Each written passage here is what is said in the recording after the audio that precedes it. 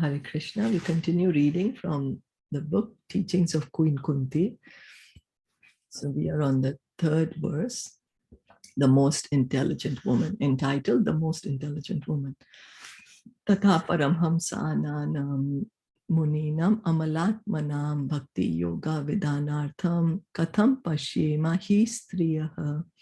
You yourself descend to propagate the transcendental science of devotional service unto the hearts of the advanced transcendentalists and mental speculators who are purified by being able to discriminate between matter and spirit. How then can we women know you perfectly? So this verse is from Srimad Bhagavatam, Canto 1, Chapter 8, text 20.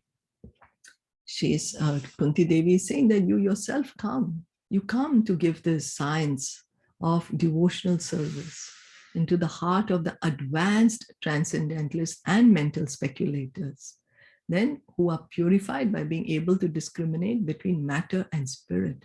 So she's saying that, oh, you're giving this knowledge to all these great, great personalities. How? I'm just a simple woman, how can I understand? But this is her humility.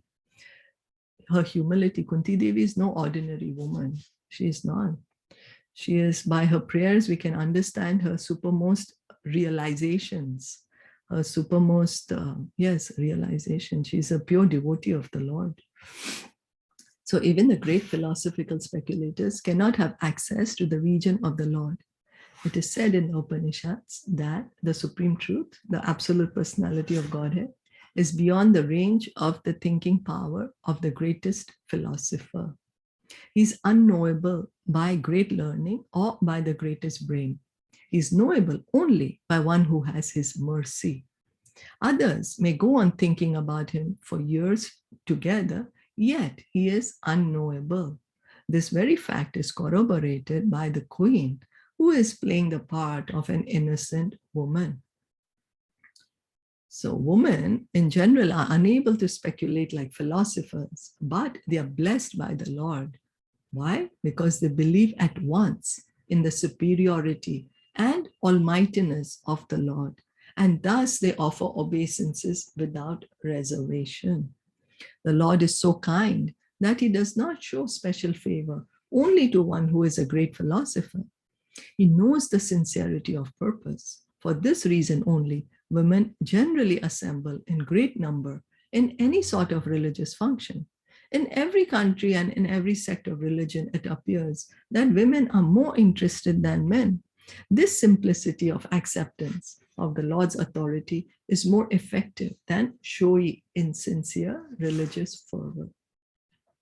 So she is saying, the Prabhupada here is bringing to light, Prabhupada is saying that the speculators, the philosophical speculators cannot understand the Lord. This is said in the Upanishads. So Prabhupada is saying, the Upanishads say that the absolute truth, the absolute personality of Godhead is beyond the range of thinking power of the greatest philosopher. Why? Because when we are just trying to approach the absolute truth by our thinking power, it's still, our mind is material.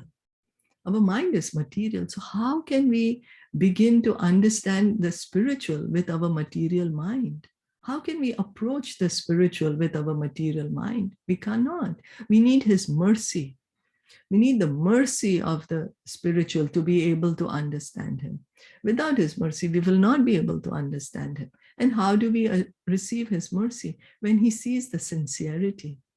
When he sees our sincerity, then he reveals himself to us. As Krishna himself says in the Bhagavad Gita, as you surrender to me, to that degree, I reveal myself.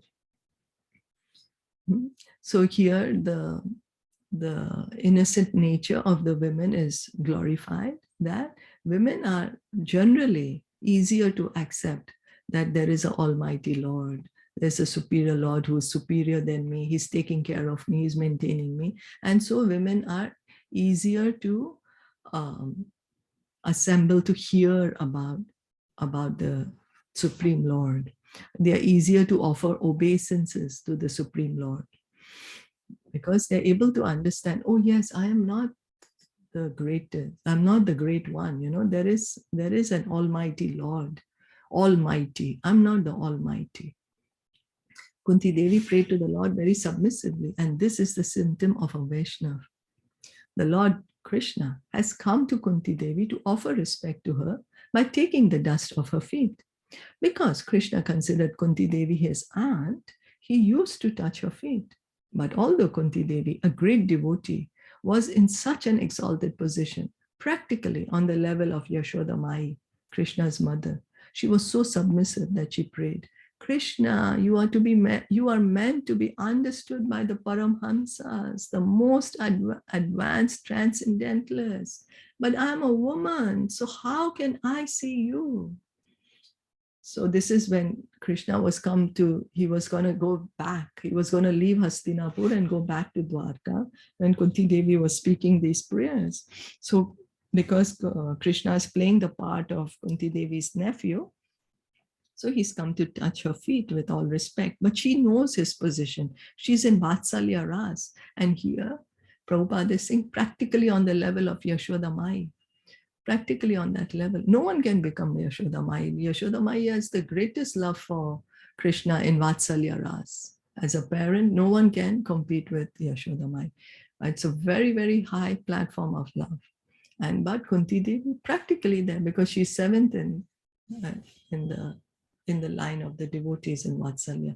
And she's saying, Krishna, you are to be understood by Paramhamsa, the great transcendentalists who are doing so much, they are like doing either they're following the bhakti path or they're following the path of the Brahman, whatever, but they're transcendentalists. They're so advanced. Who am I? I'm just a woman, how can I know you?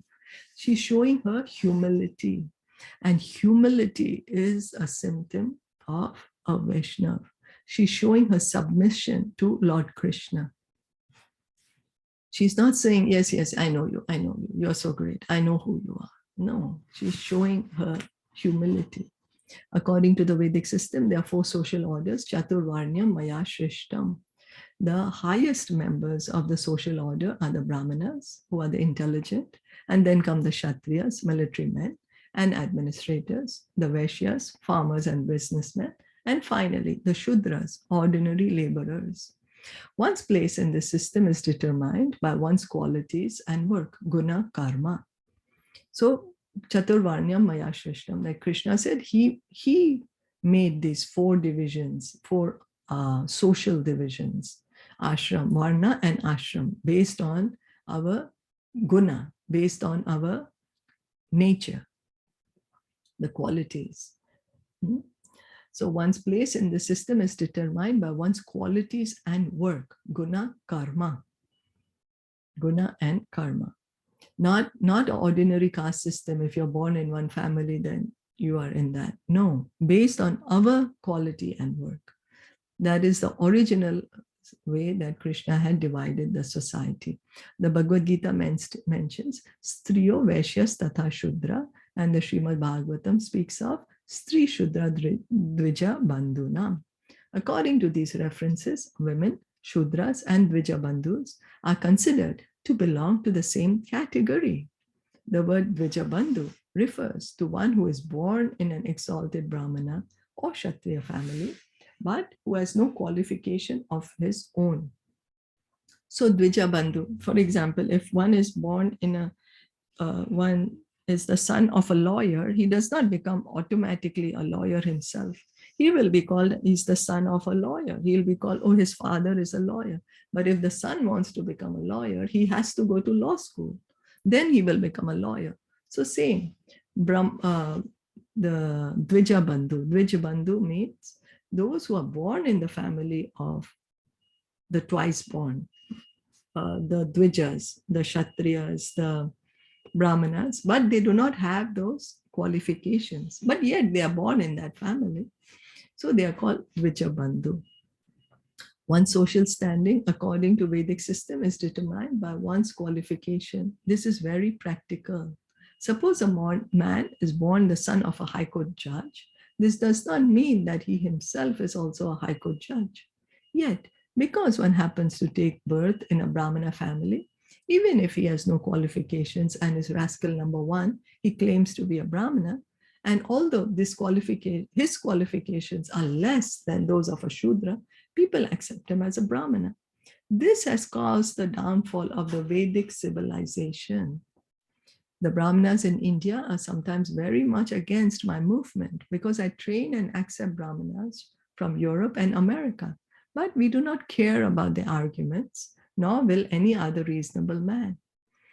So the downfall of the Vedic system happened but because it became degraded to an ordinary caste system, that because I'm born in the family of a Brahmana, I become a Brahmana, but I'm not qualified to be a Brahmana.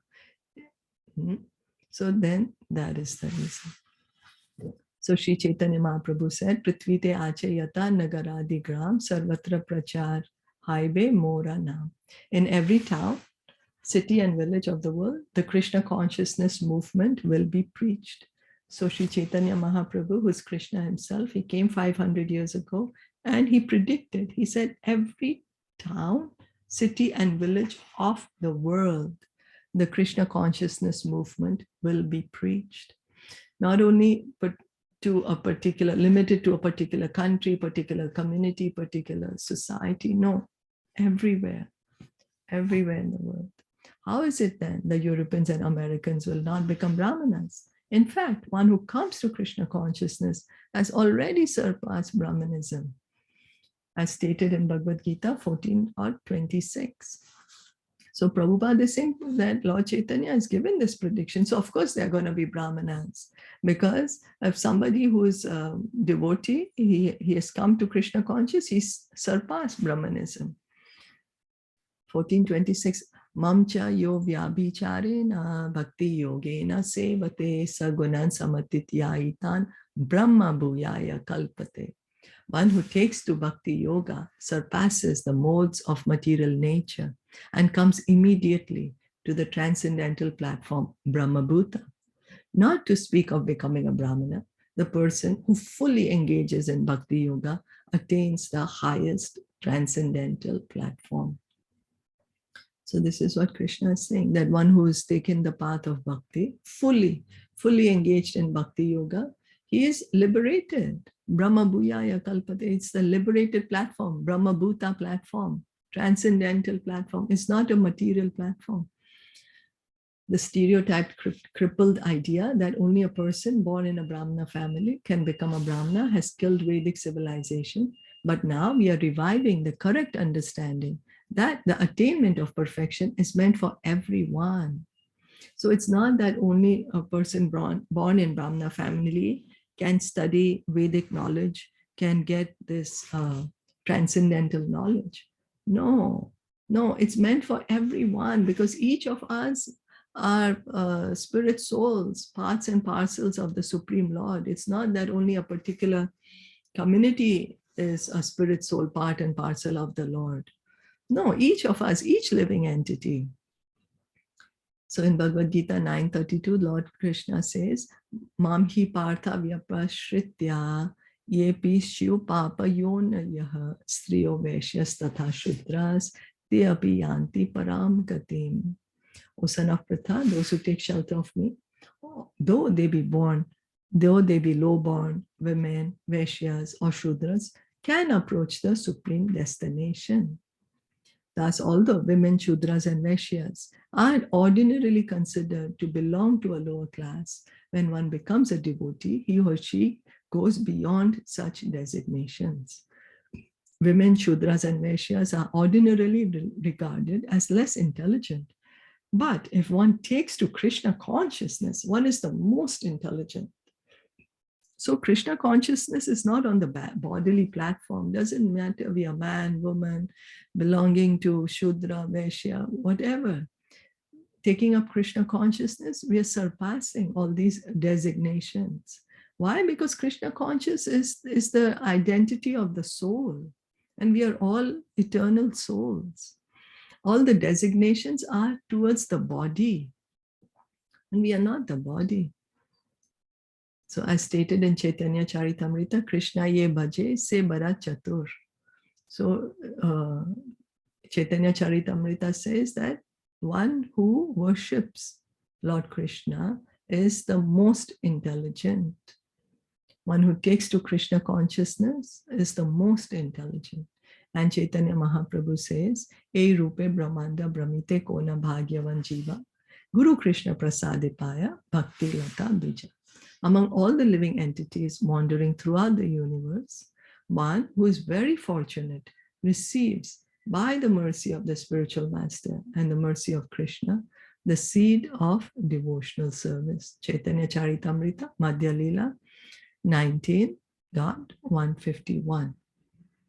So what is Chaitanya Charitamrita saying? Among all the living entities wandering throughout the universe, there are unlimited number of living entities going in from one body to another, wandering throughout the universe. We are just giving up one body, taking up another, giving up that body, taking up another, wandering. One who is very fortunate receives by the mercy of the spiritual master and the mercy of Krishna, the seed of devotional service. The Krishna consciousness movement does not consist of wretched, unfortunate men. No, it consists of the most fortunate man, or most fortunate. One who has taken to Krishna consciousness is to be considered the most fortunate. Why? Because he has found the way to act so that his life will be perfect. One who is Krishna conscious and discharging his duties nicely is the most fortunate and the most perfect. This is humbly stated here by Kunti Devi. So it is our good fortune that we have received the mercy of the spiritual master and mercy of Krishna, that we are able to hear and chant about Krishna.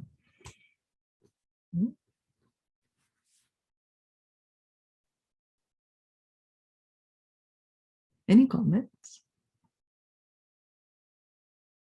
So Kunti Devi is trying to tell here that though, how everyone say for the women that they can't, but then she's just telling that though being a woman, by the mercy of the Lord and the Guru, she's able to do that, right? So Prabhupada is bringing out this mood because she is saying, I'm not a transcendentalist. I'm not somebody who is engaging in transcendental activities. I'm just an innocent woman. What do I do? I'm not studying the scriptures. I'm not trying to cultivate knowledge. I'm just an innocent woman. But that is her humility, where Prabhupada is saying, it doesn't matter where you are a woman or you're whatever quality, wherever, what gender you are or what community you're born in, what country you're born in. It doesn't matter. One who comes to Krishna consciousness is the most fortunate. And he's saying Krishna consciousness is for everyone. It's for everyone. Why? Because we are all spirit souls. We are all eternal parts and parcels of Krishna. So there's no boundary. And the designations are just for the body, not for the soul. So one who has taken up Krishna consciousness is most intelligent. That is what is being said. Because Krishna, Kunti Devi is taking a humble attitude that I'm just a woman, I don't know much. I don't know anything. She's speaking about her humility, but Prabhupada is pointing out her greatness, that one who takes up Krishna consciousness is the most intelligent, because that is the eternal occupation of the soul. It doesn't matter we are woman, not woman, we are belonging to a particular country, or it doesn't matter. They are the most intelligent. Anyone who has taken up Krishna consciousness is most intelligent. So shall we become proud? Oh, I'm trying to take up Krishna consciousness, so I'm the most intelligent. No, we should feel ourselves fortunate, because it is the mercy by Guru Krishna Prasadipaya Bhakti Lata Bija. I have been traveling, wandering out in the universe, since time immemorial, somehow or the other, by the mercy of Guru and Krishna, I've become fortunate now to take up this Krishna consciousness. Is that okay? Yeah, okay. So we'll stop here for today. Okay. Continue tomorrow. Shri Prabhupada ki jai. Gaur Premanand Hari Bol. Hare Krishna. Kunti Maharani ki jai. Thank you so much for listening in and joining in. Hari Bol.